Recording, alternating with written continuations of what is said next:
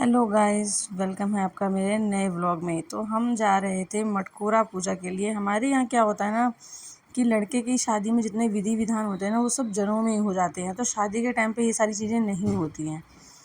तो हम लोग जा रहे थे मटकोरा पूजा के लिए। तो इस टाइम पे सब लोगों ने येलो येलो पहना होता है, क्योंकि इस टाइम पे क्या होता है कि वहाँ पे जाते हैं तो सारे लोग वहाँ पे वो मिट्टी होती है खेत टाइप का, उसमें ना वो मिट्टी से कुछ करते हैं, मिट्टी का पूजा करते हैं खेत में। क्योंकि वो जो मिट्टी होती है ना वो मंडप के लिए लानी होती है, उसे लेके आते हैं वहाँ से, उसकी पूजा करते हैं। आगे ढोल वगैरह बज रहा था। गर्मी इतनी थी ना कि कोई गर्मी के मारे डांस ही नहीं कर रहा था, इतनी ज़्यादा गर्मी। फिर भी हम लोगों ने मंदिर के पास थोड़ा बहुत डांस किया था। ये देखो, यहाँ पे सिंदूर लगा रहे थे सब एक दूसरे को। हमारे यहाँ पे क्या होता है, कुछ भी थोड़ी सी भी कोई पूजा वगैरह कुछ भी होती है ना, चाहे गीत वगैरह होता है, तो सबसे पहले 5 लोगों को ना हल्का सा तेल और सिंदूर लगाया जाता है। उसके बाद देखो पूजा कैसे होती है। वो जो कुदाल देख रहे हो ना आप, उससे ना माँ के आंचल में जो लड़का होता है ना, हल्की हल्की सी मिट्टी है ना अपनी माँ के आंचल में देता है, जो मंडप में डाली जाती है। और उसके बाद देखो आपकी कैसे आम का पत्ता रख के उसके ऊपर चना वगैरह रख के पूजा होती है। यहाँ पे जो दोनों बरुआ होते हैं वो दोनों पूजा करते हैं, और उसके बाद इन दोनों को यहीं पे 5 लोग मतलब 5 लोग हैं ना, उनको नहलाते हैं। उसके बाद क्या होता है, उनके कपड़े चेंज होते हैं और फिर उनको घर लेके जाया जाता है ढोल बाजे के साथ।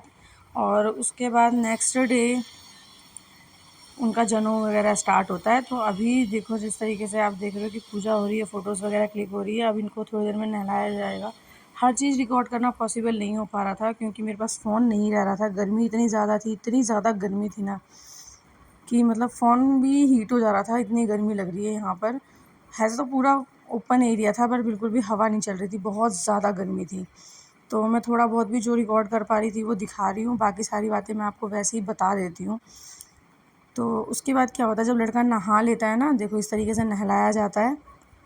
वैसे कहीं कहीं जगह पे अलग होता है, जो डगरा होता है उसमें से पानी छन के नहलाया जाता है, कहते हैं कि वैसे नहाता है बरुआ। पर यहाँ पे वो चीज़ें अवेलेबल नहीं थी, तो उनको बाल्टी से ही नहला दिया। फिर कपड़े वपड़े चेंज हुए।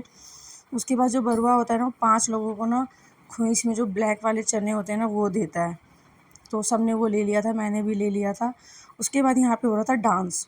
और डांस मैं आपको क्या बताऊँ, मेरी बेटी ने और मेरी ननद की लड़की है, उन्होंने इतना डांस किया, इतना डांस किया। मतलब डांस तो ऑलमोस्ट सब ने ही किया, बट वो होता है ना कि रिकॉर्ड नहीं कर पाते। ये देखो मेरी बेटी और मेरी ननद की लड़की दोनों डांस कर रहे हैं। उसने तो बहुत ज़्यादा डांस किया था, बहुत ज़्यादा। फिर उसके बाद हम लोग धीरे धीरे आगे बढ़ते हैं, घर आते हैं। और घर पे आने के बाद भी बहुत सारे रिचुअल्स हुए थे, बहुत सारे। और घर पे ना पूजा हो रही थी सत्यनारायण भगवान की, और यहाँ पे मटकोरा पूजा रहा था। यहाँ पे मेरी ननद की लड़की और मेरी बेटी दोनों बहुत अच्छे से डांस कर रहे थे। हम सारे लोग इनकी वीडियोस बना रहे थे।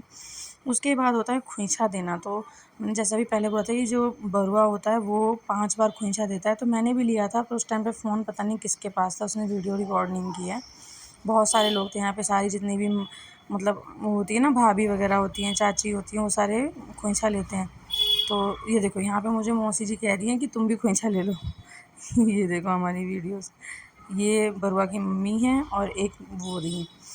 मैं बार बार ना मतलब इनकी वीडियोस रिकॉर्ड करने आ रही थी। देखो कितने अच्छे से डांस कर रहे हैं मेरी बेटी वगैरह।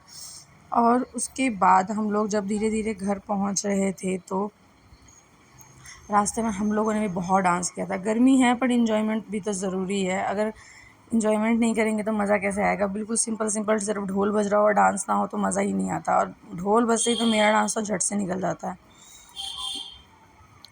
जब हम लोग घर पहुँचे तो वहाँ पे पूजा वगैरह हो चुकी थी, ऑलमोस्ट थोड़ी सी बच गई थी। तो हम लोग पूजा कर रहे थे। और जब मैं अंदर गई तो अंदर में घिउढ़ारी की तैयारी चल रही थी, जहाँ पे लोग सब मटकोर में सब लोग येलो इसलिए भी पहनते हैं क्योंकि इसके बाद जब घिउढ़ारी हो जाता है तो लड़के को हल्दी चढ़ती है, तो इसलिए सारे लोग पहले से ही येलो पहनते हैं, ताकि हल्दी के टाइम पर चेंज ना करना पड़े।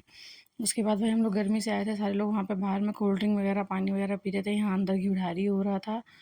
और घिउढ़ारी में जैसे कि पापा मम्मी साथ में बैठते हैं, बरुआ बीच में बैठता है। उसके बाद वहाँ पे पूजा होती है।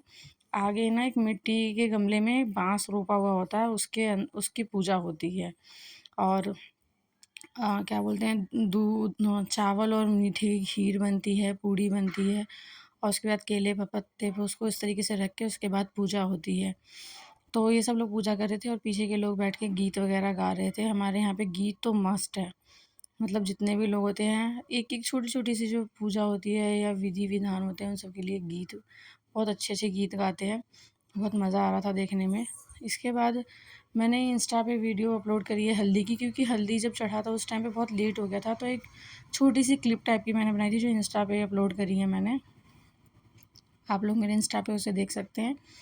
और ये समझा रहे थे कि कैसे-कैसे मंत्र पढ़ते हैं तो उसका मतलब क्या होता है। जो-जो मंत्र पंडित जी पढ़ रहे थे उन सबको अच्छे से एक्सप्लेन कर रहे थे कि इसका मतलब ये है। और मतलब बहुत सारी चीज़ें होती हैं। इस पूजा के बाद हल्दी की तैयारी थी। हल्दी में क्या होता है, लड़के को जब हल्दी चढ़ती है तो एक-एक करके सारे लोग आते हैं और 5 बार हल्दी चढ़ाते हैं। आगे दूब वगैरह रखा होता है उससे, और जो पंडित जी होते हैं, और हमारे यहाँ पे एक हजाम होता है जो जनेऊ के टाइम पे बरुआ का जो ना बाल काटता है, तो वो भी यहाँ पे बैठा होता है। और सारे लोग वहाँ पे उस टाइम पे उसको थोड़ा बहुत जो भी 10, 5, 20, 25 रुपए होते हैं वो देते हैं।